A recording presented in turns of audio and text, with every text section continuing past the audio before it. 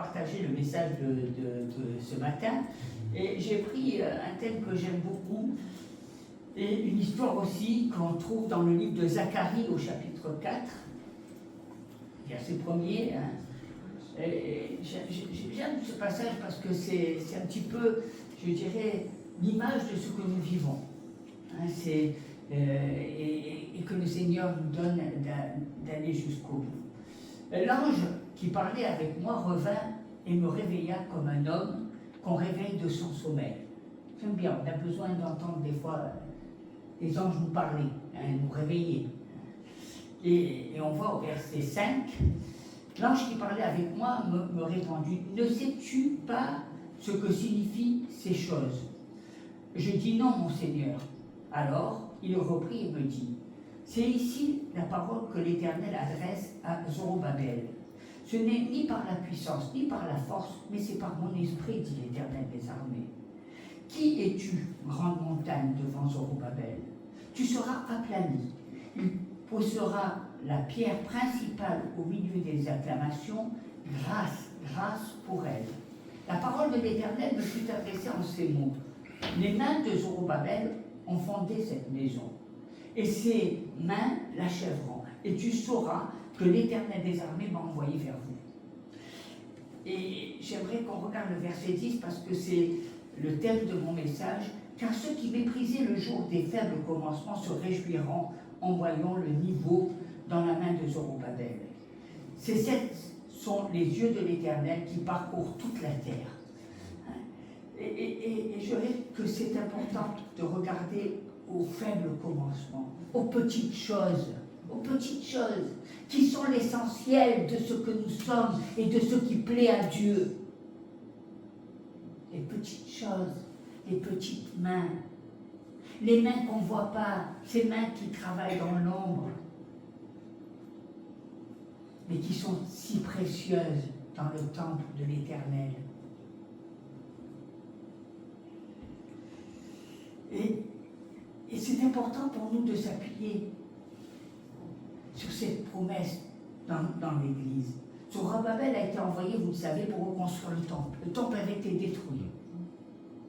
Et souvent, quand on regarde bien l'image du temple dans notre nation, on a l'impression qu'il s'écroule.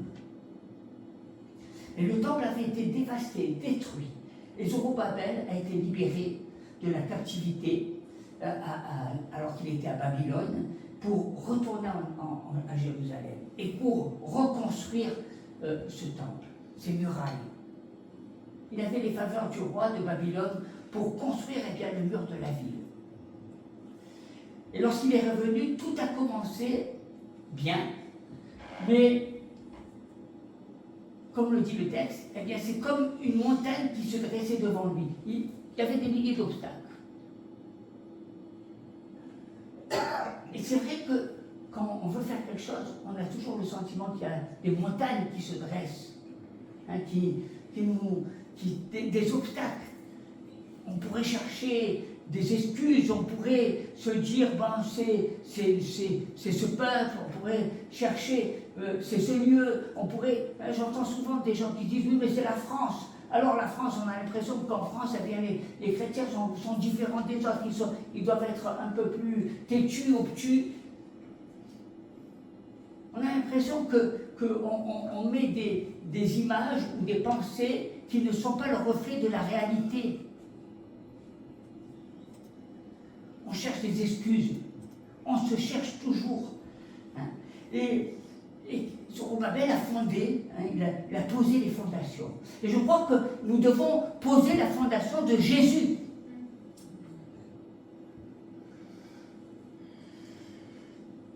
Mais rien ne s'est passé. Alors il a commencé à se sentir, je dirais, découragé. Parce qu'il avait... Il va pour transformer quelque chose et puis il a l'impression que c'est impossible. Mais j'aime la parole du Seigneur parce qu'il lui dit, il n'y a pas de montagne, toutes les montagnes vont s'aplanir devant toi. Toutes les difficultés, toutes ces choses que tu vois vont diminuer. Simplement, tu dois rester debout. Rester ferme.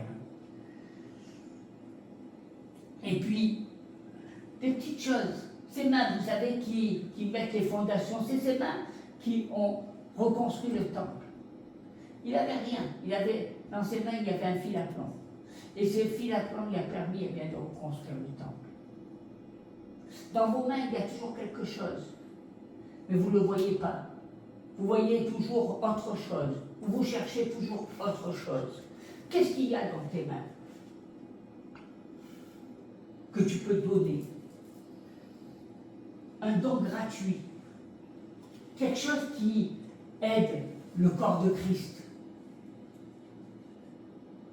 Soit tu regardes tous tes défauts, soit tu te trouves incapable, ou soit tu te trouves trop grand. Et tu es toujours déçu parce que les choses ne vont pas comme tu veux.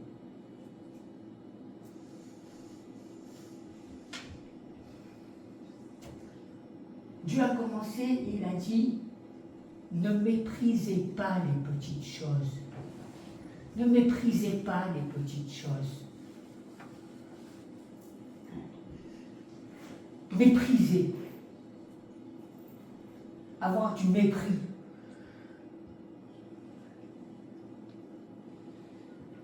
Ne méprisez pas, eh bien, le jour des faibles commencements. Parce que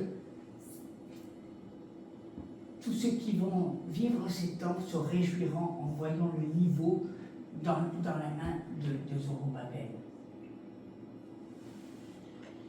Et c'est un ange qui parle des petites choses, des choses apparemment insignifiantes.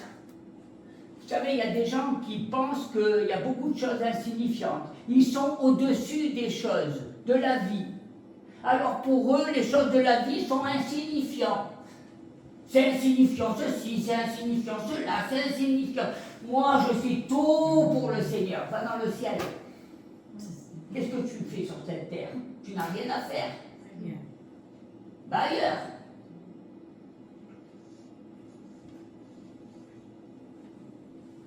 Il n'y a rien d'insignifiant. Et toutes les personnes que le Seigneur a appelées, c'est parce qu'il a vu les choses insignifiantes.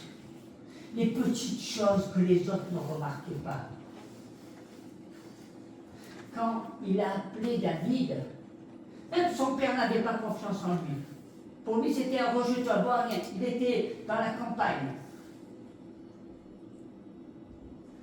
Mais Dieu avait vu en David, il y avait cet homme qui s'est occupé des brebis et qui faisait veiller à ce que les brebis, quand elles étaient enceintes, et puis les porter et veiller à les amener à leur terme. Et le cœur de Dieu a été sensible à ces choses-là. Un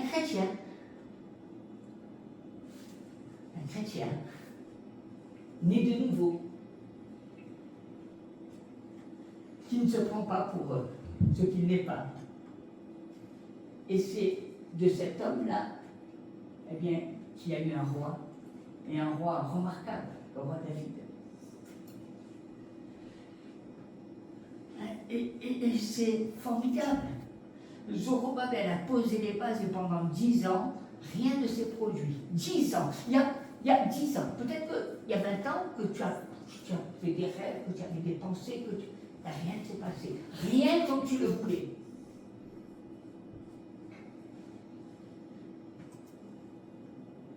Tes rêves, tes espérances, ou tes désespérances. Je dis bien désespérance parce que des fois on met nos rêves dans des corbeilles, alors que Dieu veille à ce que nos rêves se réalisent. Et il a commencé, mais finalement la vision que Dieu lui a donnée a cessé. Ensuite, un ange a rendu visite au prophète et a parlé pour l'encourager. Est-ce que tu as besoin d'entendre cet ange t'encourager à rentrer, à rentrer dans ce que... Je dirais qu'il y a beaucoup de gens, ils se cassent la tête, c'est des psychologues, il y a beaucoup de gens qui sont là en train de se dénigrer, il y a beaucoup de gens qui regardent à leurs bobos, mais en fait, il y a peu de gens qui regardent à Jésus. Et c'est à Jésus qu'il faut regarder. À Jésus. Et Dieu a envoyé un ange afin d'encourager. Je crois que c'est important de regarder. Et de regarder. Vous savez, ce chef, eh bien, qui était, l'ange lui a dit, ne sois pas déprimé.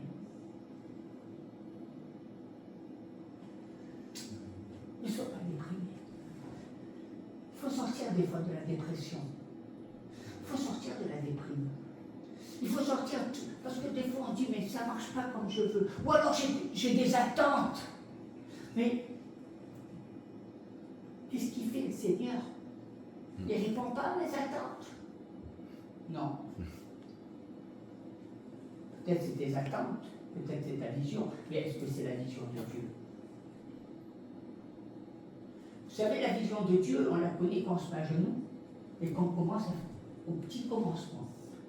Moi j'aime bien, vous savez, la mentalité des patrons avant, eh bien c'était comme ça. Les gens ils ne se prenaient pas la tête, ils pouvaient sortir d'une école d'ingénieur, ils pouvaient avoir un tas de diplômes, et bien on leur disait, écoute, tu vas commencer à nettoyer les toilettes. Et tu vas commencer à faire des choses qui ne te plairont pas. Mais ce qui est important, c'est que je t'apprenne à devenir un homme. Ce qui est important, ce n'est pas ton savoir qui m'intéresse, ou ta connaissance. Ce qui m'importe, important, c'est que je te donne des valeurs pour que tu sois un homme, une femme.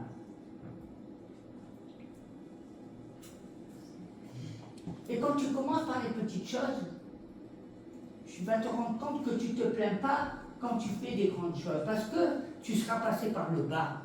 Aujourd'hui, les gens, ils veulent tout avoir. Ils sortent avec des diplômes, ils veulent avoir de l'argent, ils veulent ceci, ils veulent cela, mais ils ne veulent pas passer par le bas. Ils ne veulent pas passer par les petits commencements. Et c'est pour ça qu'on a des gens immatures. Ils manquent de maturité. Tout est possible. Dans un monde immature, eh bien, on devient immature. Et on ne trouve plus de personnes qui ont une maturité. Des valeurs.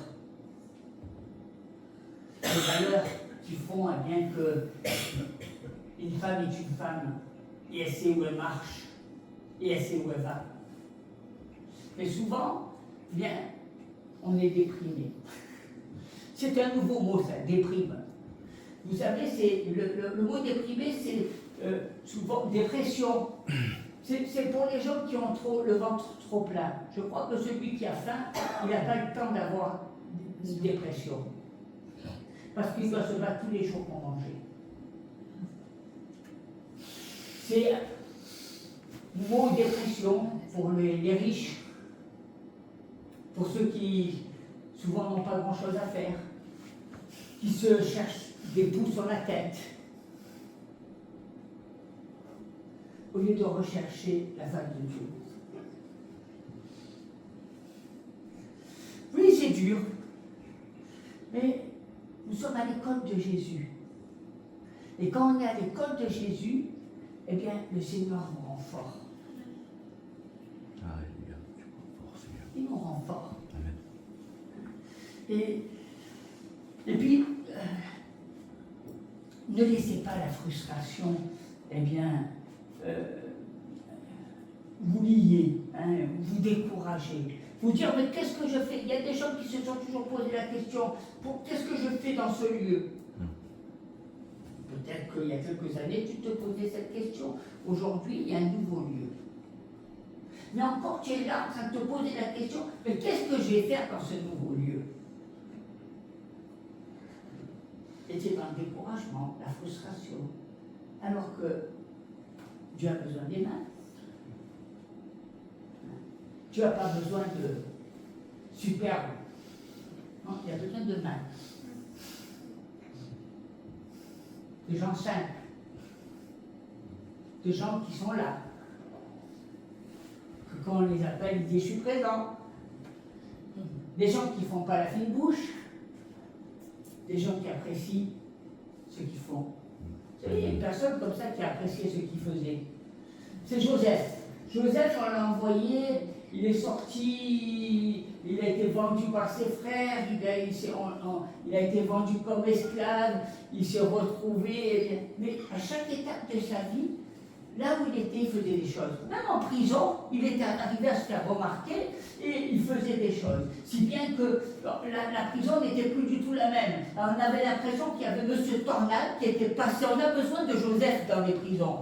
Je suis persuadé que notre frère Anderson, il se régalerait d'avoir des Joseph. Parce qu'il se dirait, il y a des gens qui changent. Pas des gens qui cherchent toujours la politique, pas des gens qui ont de beaux idéaux et qui en fait ne démontrent rien. Des hommes qui se mettent à l'ouvrage, des hommes qui n'ont pas peur de passer la serpillière, des hommes qui n'ont pas peur de se baisser, des hommes qui n'ont pas peur de faire des choses ingrates.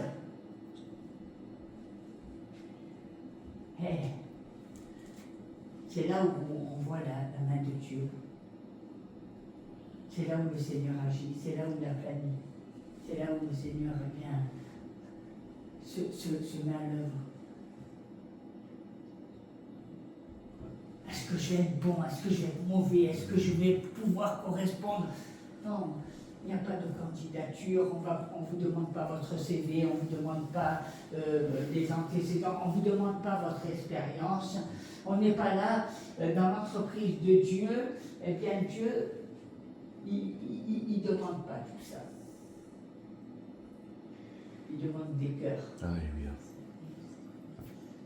De la générosité, de l'assiduité.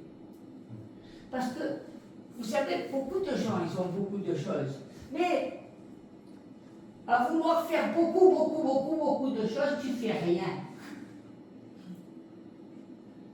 Je fais ci, je fais là, je fais ci, je fais là, je fais ci, je fais là, je fais... Tu fais la valseuse, tu ne fais rien. Tu cours. Tu cours pas derrière Jésus, tu cours contre le vent. Mais le vent, tu ne sais pas où il vient. Et où il va. Donc arrête de courir. Fais les choses. Il y a une image, vous savez, c'est celui qui pêche le poisson. Il a une ligne, une canne à pêche, et il attend. Il attend. Et puis à un moment donné, il y a un poisson qui vient. Il attend. S'il n'avait pas attendu, il n'y aurait pas eu de poisson. Mais quand tu attends, il y a un poisson qui vient. Et alors le Seigneur, il dit, je te ferai pécheur d'hommes. Il faut savoir attendre. Il faut savoir toujours avoir la ligne. Te dire peut-être que je ne suis pas prêt et que j'ai besoin encore que Dieu travaille comme Joseph. Il a dû passer par l'école, apprendre à devenir eh bien, celui qui était capable d'être aux côtés de Pharaon. Il faut être tenir la ligne, persévérance. La persévérance, ça se voit comment? Les gens venant à l'église le dimanche. C'est pas quand ça se chante, c'est être présent. Vous savez, la présence, c'est des choses importantes. Peut-être à tes yeux, c'est pas important, mais aux yeux de Dieu. Parce que souvent, on regarde ce que nous voyons à nos yeux. Et ce n'est pas tes yeux qui sont importants. Ce qui est important, c'est ce que Dieu pense. Ce que tu penses, toi, n'a pas d'importance. Tu me dis, je veux plaire à Dieu. Mais si tu veux plaire à Dieu, sois présent. Si tu n'es pas présent, tu ne plais pas à Dieu. C'est tout simple. Tu vois, on ne te demande pas, Dieu ne te demande pas. Une fois, quelqu'un, Jésus a dit à Pierre, je ferai pécheur d'homme. Vous savez qu'est-ce qu'il a fait, Pierre? Il a dit, amène-moi une barque. Pierre avait péché toute la nuit, il lui dit, amène-moi une barque. Qu'est-ce qu'il a fait, Pierre? Il a amené une barque. Et parce qu'il a amené une barque, eh bien Jésus a dit, je ferai de toi, je ferai de toi un pécheur d'homme, je ferai de toi mon église. Simplement parce qu'il a écouté. Dieu ne te demande pas grand-chose. Hein? Toi, tu t'imagines que Dieu va te demander tout ce que... la lune, décroche-moi la lune. Mais Dieu ne va pas te demander que tu lui décroches la lune. Il va te demander des choses simples pour que tu reviennes à la vie, pour que tu reviennes à l'essentiel.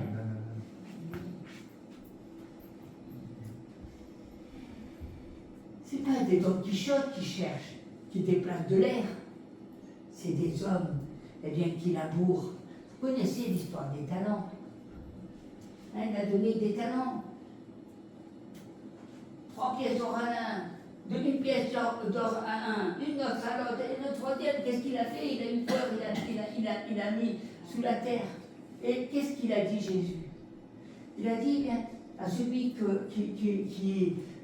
a rien rapporté, on lui enlèvera ce qu'il a. Parce que tes mains, tu peux faire un tas de choses, et en fait, tu fais rien.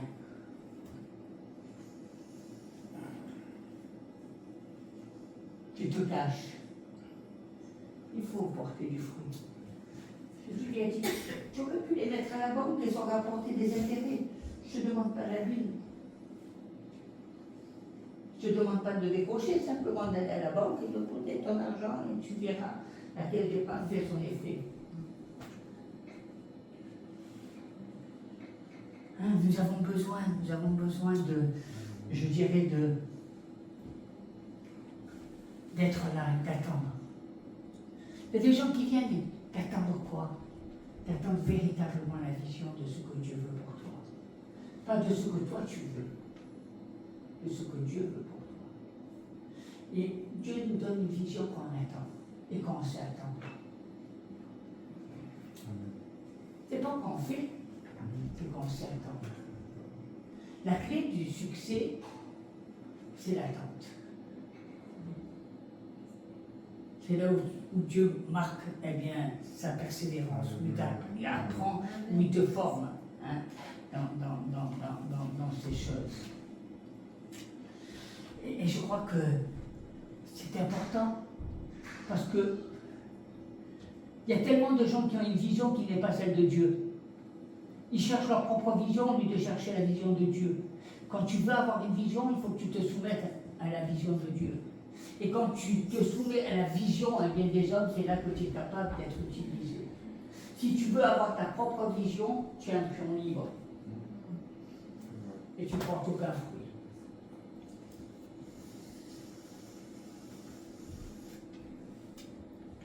Et n'oublie jamais que tout ce que tu fais, c'est par grâce. Amen. C'est par grâce. Alléluia. Dieu ne cherche pas les Goldorak, il cherche les personnes simples. Hein, qui ne te prennent pas pour des grosses têtes. C'est pas. Hein, si tu fais des études, c'est bien. Tu le fais pour toi parce que tu auras un bon salaire. Tu ne fais pas pour faire plaisir. C'est presque égoïste parce que c'est pour toi. Hein. Mais de ton salaire, tu peux l'utiliser pour aider les autres, pour bénir. Et là, tu commences à marcher dans l'œuvre de Dieu, dans la vision de Dieu. Si c'est simplement pour ton bourgeoisie et ne pas être à l'écoute du cœur qui souffre, c'est pas ce que Dieu cherche. Ça devient le Dieu maman. Hein, celui qui prend le dessus et qui fait que son Dieu c'est l'argent. L'argent n'est pas notre Dieu. Jésus est notre Dieu. Hein? Donc veillons à ces choses. La grâce, la grâce. Tout est grâce. Et je crois que sans la grâce de Dieu, la grâce c'est remercier Jésus de ce qu'il fait, de ce qu'il fait de nous. C'est de le remercier jour après jour. Je te remercie Seigneur. eh bien pour tout ce qui paraît insignifiant et que tu me permets de faire. Je suis persuadé que l'école de la vie, je vois, j'en discutais avec notre ancienne, le nettoyage, les jeunes. Et même quand je vois Anderson et Diane nettoyer, je vois tellement de joie. C'est quelque chose de formidable. C'est pas grand-chose, hein. C'est donné à tout le monde de nettoyer. On ne demande pas de diplôme, on ne vous demande pas, pourtant c'est ce qui procure la joie, parce que quand on rentre dans la maison de l'Éternel, on sent la fraîcheur, on sent, on sent la pureté, on sent ces choses-là. Vous savez, il y a beaucoup de gens qui prient, qui disent j'aimerais avoir une belle maison, Seigneur, donne-moi d'avoir une belle maison, donne-moi d'avoir une belle voiture. Mais quand vous allez chez eux, la maison est sale. À quoi ça sert de te donner une maison si déjà ta maison elle est sale? Tu veux avoir une maison plus sale encore, si c'est plus grand, si on te donne un jardin que tu n'es pas capable de t'occuper de ton jardin, il sera encore plus sale. C'est pas le tout d'avoir des désirs. Il faut savoir commencer là où Dieu nous a placés. Il faut savoir commencer à faire les choses. Et ça commence dans ta propre famille, dans ta propre maison. Non, mais moi, tu sais, j'ai s'entendre de toutes ces choses-là. Je plane, je suis quelqu'un qui vit dans une autre planète. Non. Ça, c'est pas de Dieu. Si tu veux vivre dans une autre planète, prends une fusée et vas-y. Peut-être que tu y arriveras. Pas de Dieu.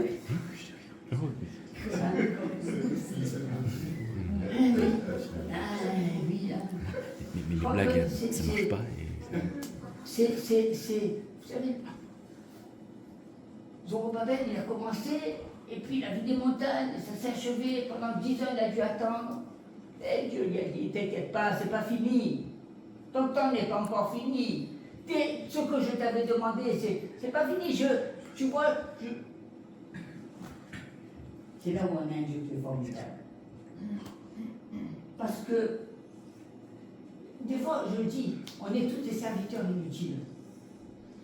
Parce que, quand on est inutile, c'est Dieu qui agit. C'est Dieu qui fait. Et d'ailleurs, il le dit, c'est pas par ta force ni par la puissance, c'est par mon esprit que je ferai les choses. Laissons Dieu agir. Laissons-lui la place. Ne te prends pas pour la grosse tête, ne te prends pas pour Dieu. Arrête. Laisse Dieu agir dans ta vie. Laisse-lui prendre les manœuvres de ta vie. Tu verras qu'il fera des grandes choses. Je veux ça. Vous savez, comme les bébés, là, les enfants. Je veux ça, et je veux ça. Tu veux quoi? Est-ce que tu es capable? Non.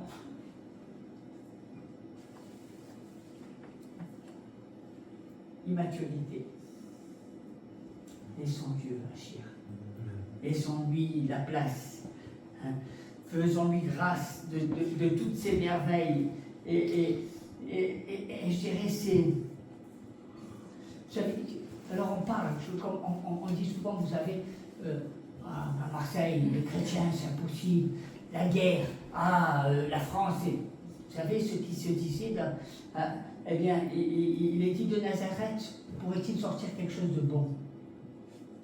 Vous savez, de Nazareth, il est sorti David et puis il est sorti Jésus. Alors que tout le monde disait, Bethléem, ville à bannir, hein. La France, il vaut mieux être chrétien aux États-Unis, hein. Hein? Non. Ne croyez pas que les chrétiens aux États-Unis passent pas par les mêmes tourmentes. Ou alors en Colombie, en Argentine, non. Pareil, hein. Arrête de penser que tu n'es pas à la bonne place. Commence à dire, Seigneur, je vais agir avec ce que j'ai dans mes mains. Et sache que Dieu ne te demande pas grand-chose. C'est lui qui fait les choses. Amen. Hein? C'est lui qui agit. Il faut le laisser. Hein? se dit, est-ce qu'il va sortir quelque chose de bon de ce quartier, hein?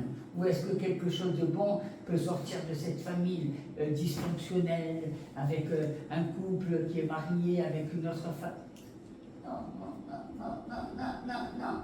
Jésus, il pardonne. Jésus, il pardonne. Nous, on n'est pas sous les règles, on est sous la grâce. Jésus pardonne le pécheur. Il pardonne le monde qui est comme il est. Et il accepte et il le change. Par contre, quand on est chrétien et de nouveau, on n'a pas à faire n'importe quoi. C'est là où on doit apprendre à marcher selon la parole de Dieu. C'est qu'on est chrétien. Vous savez, il y a tant de chrétiens qui devraient être bénis et qui ne sont pas bénis parce qu'ils en font qu'à leur tête. Ils font que ce qu'ils veulent. Ils vous disent oui, oui, oui, mais ils font ce qu'ils veulent. Ça ne marche pas. Hein? Tu viens me voir, tu me dis je vais faire ça, je t'écoute. Pasteur, dis-moi, mais m'écoute. Et ils en font qu'à leur tête. Et tu dis mais pourquoi il ne fait pas ça? Je lui ai dit de faire ça. Vous savez, Jésus, quand il a envoyé des personnes pour chercher un hanneton, il a envoyé 2 personnes. Il a dit, tu vas voir, il y a des ânes là-bas, tu vas dire que je t'ai envoyé, mais on va me dire qu'on est voleur. Il dit, non, non, non, tu vas, tu dis que c'est le maître qui en a besoin. Il a fait ce que Jésus lui a demandé de faire. Et il est parti avec les 2 ânes. Et ces ânes ont pu porter Jésus jusqu'à Jérusalem. Quand on fait les choses que Dieu demande, ça marche. Quand on ne fait pas les choses que Dieu demande, ne vous posez pas la question pourquoi ça ne marche pas. Arrêtez. Ça ne marche pas parce que tu ne fais pas ce que Dieu veut. Tu fais ce que ta tête veut. Tu cherches tes désirs. Ça ne marche pas. Alors arrête de faire à ta tête, arrête de faire toujours ce que tu veux. Apprends à écouter Jésus et apprends à mettre en pratique la parole. Et tu verras que ta vie sera changée. Je vois tellement de gens qui perdent leur temps, des années, parce qu'ils veulent faire qu'à leur tête, têtus comme des mulets. Écoutons Dieu. Apprenons à écouter Dieu. Apprenons à faire ce que Dieu nous demande de faire. C'est pas compliqué. Non, soit je veux être plus que les autres, soit c'est l'orgueil qui m'envahit, soit fais ce que tu sais faire. Commence. Hein? C'est tellement, je dirais que c'est quelque chose de tellement important. Moi j'aime parce que quand Dieu veut t'utiliser, Joseph, il a eu une vie de galère pendant 17 ans. 17 ans. Et en 24 heures, eh bien, le Seigneur l'a fait Premier ministre. Dieu fait des choses extraordinaires. Mais pendant 17 ans, il a fallu qu'il soit à l'école de Dieu. Pendant ces 17 ans, il a dû apprendre. Et c'est ce qui a fait de lui, eh bien, le second du roi. 17 ans de galère. Non. Moi, je pensais que quand on était chrétien, on n'était jamais malade. Moi, je pensais que quand on était chrétien, le Papa Noël, il venait m'apporter un beau cadeau. Moi, je pensais que quand j'étais chrétien, eh bien, j'avais une belle envie d'une belle voiture, je me mettais à genoux, je demandais la belle voiture et le Seigneur m'apportait la belle voiture. C'est pas ça, être chrétien.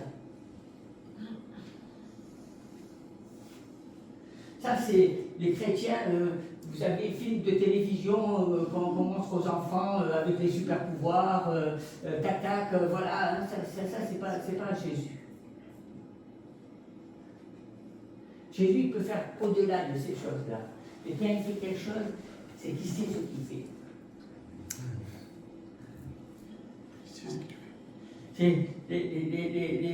Et je crois que c'est important. Hein, et puis, il faut être fidèle. fidèle. La fidélité, c'est quelque chose. Vous savez, la fidélité, c'est un trait de caractère. Les gens sont infidèles. Ça ne me plaît pas, je m'en vais. C'est l'infidélité. Hein? Tu t'imagines, tu es avec ton mari, ah, aujourd'hui tu m'énerves, je m'en vais. Je te quitte. C'est franchement, hein, c'est infidèle les gens. Heureusement que toutes les épouses ne sont pas comme ça, sinon, vous aurez dû. Hein? Donc, c'est être fidèle. Dieu veille, Dieu regarde la fidélité.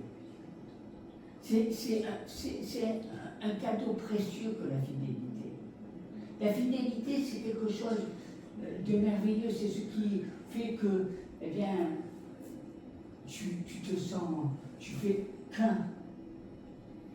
Quand tu sens que ton époux et toi, eh bien, êtes fidèles, tu sais que vous êtes un. L'infidélité et le mensonge sont des armes du diable.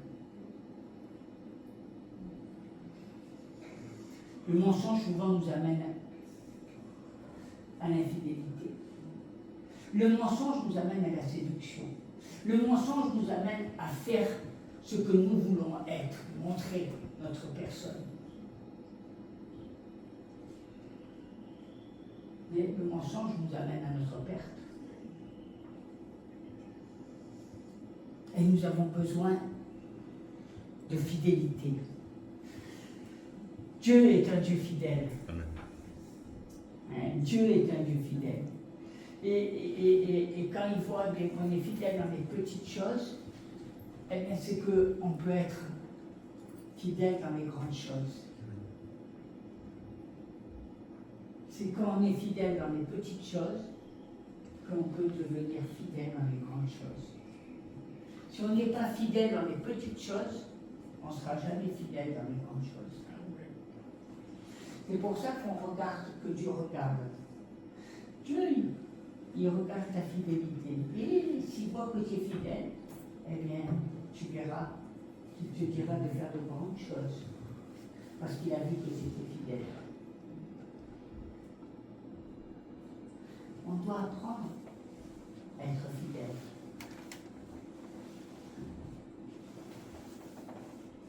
C'est important la fidélité. Beaucoup de personnes vont dire que j'ai été meurtrie, j'ai été malheureuse parce que mon mari m'a quitté et il me trompait avec une autre femme. C'était de l'infidélité. Eh bien, il faut apprendre à être fidèle avec Dieu. Parce que si on n'est pas fidèle avec Dieu, alors les gens disent fidèle, oui. C'est aussi avec ton église, parce que c'est là où tu grandis, c'est là où tu peux t'épanouir, c'est là où tu es né, c'est là où tes enfants vont naître, c'est là où la vie commence. Si tu n'es pas fidèle, là où Dieu te place, comment tu vas être fidèle ailleurs? On doit apprendre à savoir, eh bien, être fidèle. Et je crois que c'est important. Et je crois que c'est important d'être fidèle. C'est comme ça que Dieu, quand il a vu Josué, il était dans le tabernacle. Il était dans l'ombre de l'assignation. Josué, tout simplement, il était dans l'ombre. Et quand Moïse est mort, eh bien, il a appelé et il a dit, Josué, maintenant c'est toi qui vas sortir le peuple. Josué ne faisait rien, il était dans l'ombre. Il était là. Il était dans l'ombre.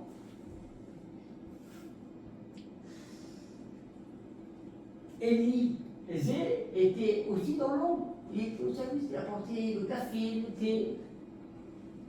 Il faisait rien. Et un jour, eh bien, il a eu la double portion.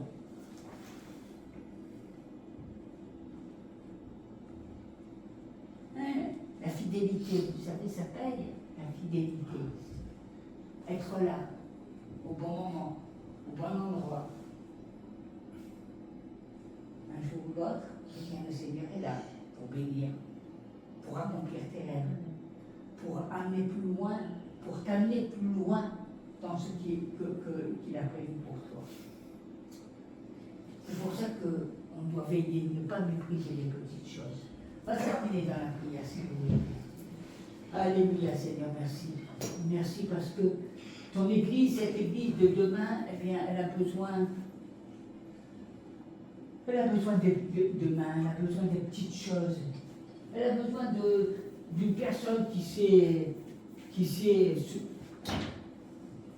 travailler avec un appareil photo, elle a besoin de quelqu'un qui sache bien faire le ménage, elle a besoin de quelqu'un qui sache s'occuper d'une petite chose. Et dans l'Église, eh bien, il y a tellement de petites choses à faire. Des petites choses insignifiantes, souvent qu'on méprise, parce qu'on voit toujours, eh bien, on a toujours comme point de vue le pasteur, les ministères, les ceci. Ne prends pas la tête. N'essaie pas d'être plus haut que ce que tu es. Commence déjà par les petites choses. Et tu verras qu'un jour, eh bien, le Seigneur va agir et te permettra de faire de grandes choses. Et déjà, rends-toi utile. Rends-toi utile. Tu verras que tu n'es pas inutile dans la maison de Dieu. Chacun a sa place. Essaye d'être utile. Au roi, pas au pasteur, pas au serviteur, simplement au roi des rois, au Seigneur des seigneurs. Utile. C'est pas grand-chose, par exemple, de préparer un café. C'est pas grand-chose d'apporter un gâteau. C'est pas grand-chose. Dieu ne te demande pas la lune. Mais aux yeux de Dieu, c'est beaucoup.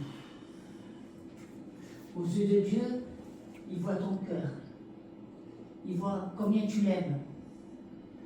Il sait s'il peut compter sur toi ou pas. Aux yeux de Dieu, ces choses-là, ces petites choses sont importantes. Et c'est ce que nous devons prendre conscience. C'est comme ça que nous pouvons bâtir l'Église de demain. Merci Seigneur de toucher le cœur de tes enfants et d'avoir un esprit bien disposé. Au nom de Jésus. Amen. Amen. Soyez bénis.